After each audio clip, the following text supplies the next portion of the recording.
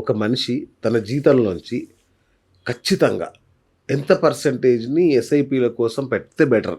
ఒక 20% పెట్టుకుంటే మంచిదండి. అవునా? ఒక 20%. 20% పెట్టుకుంటే మంచిది. వావ్! 20% అంటే ఎక్కువ కాదా సార్ అది?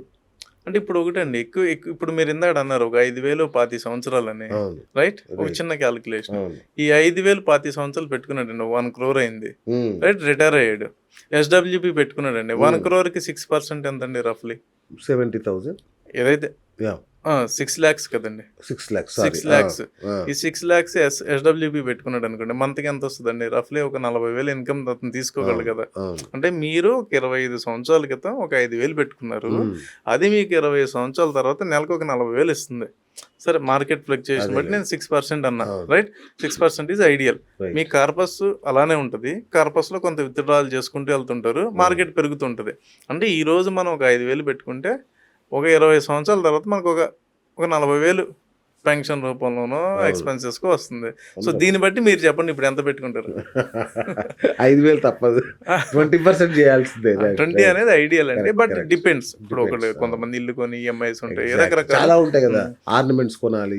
ఇదంతా ఉంటుంది ఉంటుంది కాబట్టి కాబట్టి ఒక 20% అనేది ఐడియల్ అండి. యాహ్! 1,00,000 వస్తుంది. ఒక 20,000 పెట్టగలిగితే ఇట్స్ గుడ్. సూపర్. ఇంకా పైన పెట్టగలిగితే మంచిదే. ఆ!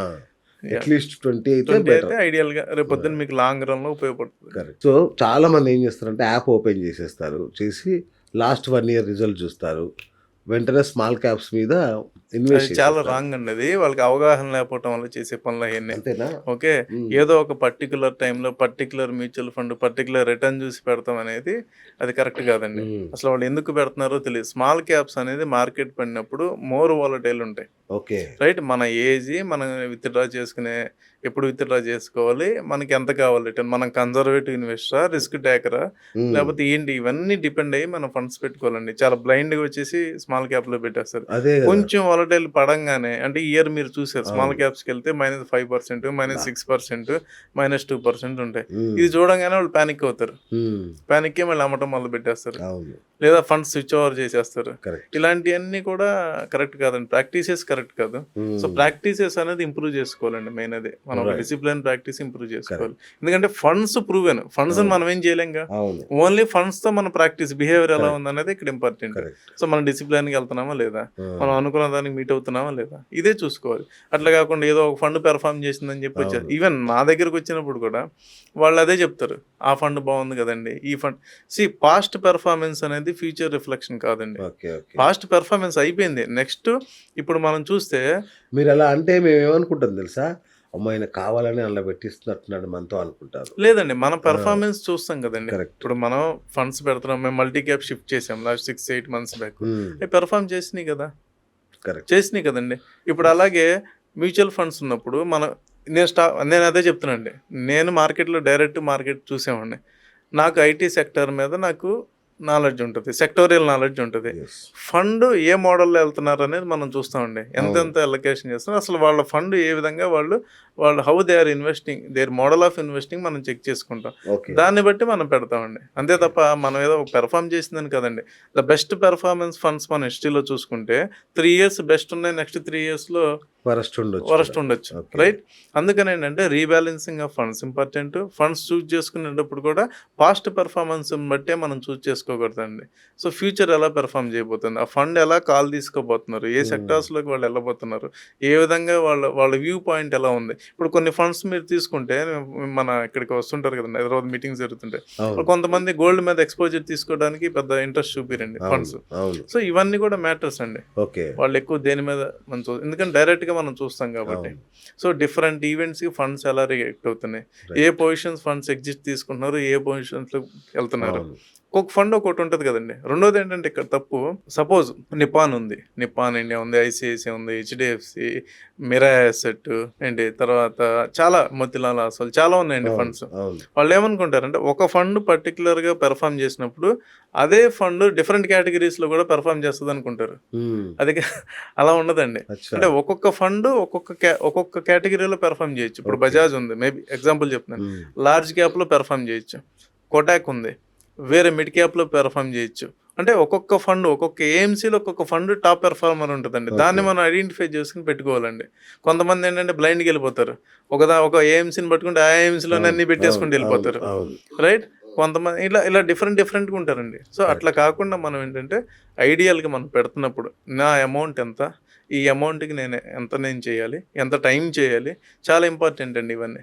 Right sir. అంటే ఇప్పుడు మీరు చెప్పారు ఒక ఫండ్ 3 నెలలు బాగుండొచ్చు, ఇంకో 3 నెలలు బాగాలేకపోవచ్చు అని. 3 సంవత్సరాలు 3 సంవత్సరాలు. సో ఈ కన్సిస్టెన్సీ అనేది కనుక చూసుకుంటే ఎట్లా కన్సిస్టెంట్ కాంపౌండర్ అనే ఒక ఫండ్ని ఎలా గుర్తుపట్టాలి మరి? అదే అండి, ఆ ఫండ్ మనకి మార్కెట్ వాలటాలిటీలో ఎంత వాలటైల్ అవుతుంది. ఓకే. ఇప్పుడు ఫండ్ మేనేజర్ కొంత అగ్రెసివ్ కాల్ తీసుకుంటాడండి. అవును. ఆ అగ్రెసివ్ కాల్ తీసుకున్నప్పుడు ఆ ఫండ్ పెర్ఫార్మెన్స్ ఎక్కువ ఉంటుంది. అవును. ఎక్కువ ఉన్నప్పుడు మనం ఐడెంటిఫై చేయగలగాలి. నెక్స్ట్ మార్కెట్ పడినప్పుడు కూడా ఆ అగ్రెసివ్నెస్ పడుతున్నప్పుడు కూడా అలాగే పడుతుంది కదా. ఇప్పుడు మోతీలాల్ ఆస్వాల్ మిడ్ క్యాప్ మీరు తీసుకుంటే ఓకే. లాస్ట్ 3 years లో అవుట్ స్టాండింగ్ పెర్ఫార్మెన్స్ ఇచ్చింది అది. ఓకే. ఇప్పుడు దానిలో వాళ్ళు ఐటీ పొజిషన్స్ ఎక్కువ తీసుకున్నారు. మేజర్ పొజిషన్స్ ఐటీ ఉండేటప్పటికి మన ఐటీ పడేటప్పటికి ఫండ్ -7%కి వచ్చింది. పైన చూస్తే 30% పడిందండి. అబ్బబ్బా. వి ఎగ్జిటెడ్. అవునా? నేను కొన్ని ఫండ్స్ మధ్యలో మనం షిఫ్ట్ చేసి, అంటే మనకు అంటే మనం Anticipation ఉండాలి. ఎక్స్పర్ట్ కాదు కానీ ఎక్స్పర్ట్ సార్, అలా అనకండి. మనం మీరు ఎక్స్పర్ట్ అనే మా వాళ్ళందరూ ఆశగా చూస్తారు మీ వంక. అంటే డేటా మనకి ఏం చెప్తుంది, Yes. జరుగుతున్న ఏంటని చూసినప్పుడు ఆ ఫండ్ యొక్క దీన్ని బట్టి కూడా మనం వెళ్తాం. అంటే ఎందుకు మనం అదర్ పారామీటర్స్ కన్నా ఫండ్ వాళ్ళు ఎలాంటి కాల్ తీసుకుంటున్నారు అనే దాని మీద ఎక్కువ ఫోకస్ పెడతాం. Correct, correct. మేబీ మన ఫండ్ 1% 2% ఇప్పుడు పెర్ఫామ్ చేయొచ్చు. మార్కెట్ పడినప్పుడు కూడా దాని బిహేవియర్ ఎలా ఉందనేది చూసుకుంటా ఉండే చూసుకుంటారు. ఓకే. చూసుకుని పెడతాం. స్మాల్ క్యాప్స్ ఉన్నాయి. స్మాల్ క్యాప్స్లో ఎక్స్పోజర్ ఎలా తీసుకుంటున్నారు, ఓకే. అంటే ఎక్స్పోజర్ ఏ విధంగా వాళ్ళు స్ప్లిట్ చేస్తున్నారు. ఎందుకంటే మీకు స్మాల్ క్యాప్స్ వాళ్ళు 1000 crores స్టార్ట్ అయినాక రేపు పొద్దున బల్క్ 50,000 కోట్లకి వెళ్ళిపోతారు సైజు. 1000 కోట్లలోనే తీసుకున్నట్టు 50,000 కోట్లు తీసుకోలేడు కదండి ఫండ్ కాలు. అంతే డిఫరెంట్ గా తీసుకోవాల్సి వస్తుంది వాళ్ళు. ఇక్కడేమో కాన్సన్ట్రేటెడ్ పోర్ట్ఫోలియోకి వెళ్తాడు తక్కువ సైజ్ ఉన్నప్పుడు. అదే మీకు సైజ్ పెరిగేటప్పటికి వైడ్ రేంజ్ ఆఫ్ స్టాక్స్ లోకి వెళ్ళిపోతాడు. అవును. అలాంటప్పుడు వాటి మీద రిటర్న్స్ మీద ఎలా ఉంటుంది, ఇవన్నీ కూడా కొంత మాకు అంటే డైరెక్ట్ Correct, మార్కెట్ correct. చూస్తాం, ఉంటారు మార్కెట్ లో కాబట్టి, 22 years అందులోనే ఉన్నాం ఉంటారు కాబట్టి కాబట్టి, yes. ఆ విధంగా మనం ఫండ్ చూసి చేస్తామండి. అంతే తప్ప జాగ్రత్తగా. రిటర్న్ మీద మనకి ఇంట్రెస్ట్ ఉండదు. అంటే రిటర్న్ ఏదో బాగుందని చెప్పి దాని మీద ఉండదు.